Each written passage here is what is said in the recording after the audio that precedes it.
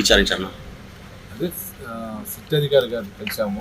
అవునా? కలిసి మా రిప్రజెంటేషన్స్ ఏమేమి మా డౌట్స్ ఏమేమి జరిగింది ఇన్సిడెంట్ ముందు జరిగింది, తర్వాత ఏమేమి జరిగింది అన్నీ కూడా లెటర్ రూపాయలు మేము కంప్లైంట్ చేయడం జరిగింది. అవునా? ఆయన కూడా ఎక్కడ ఏం జరిగింది కూడా అడిగాను సార్.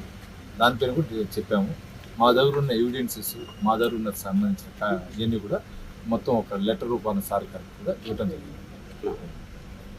అన్న మిమ్మల్ని అది సుత్తితో కొట్టారు అని వాళ్ళు కొట్టలేదని చెప్పారు. అంటే వీళ్ళకు అదే మెమరాన్ ఇచ్చారంట. దాన్ని మీరు అంటారు? అంటే విజువల్స్ ఉంది, సుత్తి ఎత్తుకొని కొడతా ఉంది, నేను దిగింది ఉంది. సుత్తితో కొట్టకపోతే ఇప్పుడు డాక్టర్స్ ఉన్నారు, ఇక్కడ ఎడ్జ్లో తగిలింది, ఇక్కడ రాసుకోండి, ఎంత పడింది. తగలేదంటే ముద్దాయిలు ఏం చెప్పినా తప్పే చెప్తారు.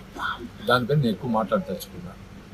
న్యాయ వ్యవస్థ ఉంది, పోలీస్ అధికారులు ఉన్నారు, దానిపైన ఒక దర్యాప్తు బృందం వేశారు. వాళ్ళే చూస్తారు, వాళ్ళే కాపాడతారని ఒక నమ్మకం. అంటే ఎలా సహకరించారు సిట్?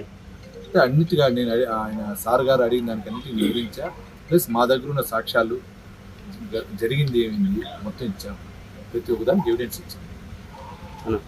మేము అడిగింది ఒకటే, వీళ్ళ వెనకాల ఉన్న మూల పురుషులు ఎవరు దాన్ని పరిశీలించండి.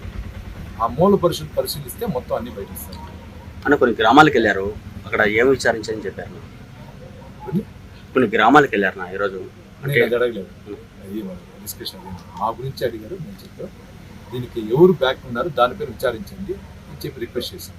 అంటే తిరుమల నగర్కి సంబంధించి తిరుమలలో బాలాజీ కాలనీకి సంబంధించి కొంతమంది అరెస్ట్ చేశారు, ముగ్గురిని.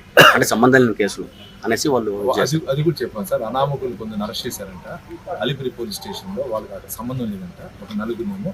దాన్ని కూడా పరిశీలించండి అని చెప్పి చెప్పాను. దానికి సంబంధించిన అన్ని కూడా ఎందుకు ఎంటర్ చేయలేదు అనేది కూడా వాటిని మాట్లాడుతున్నాను.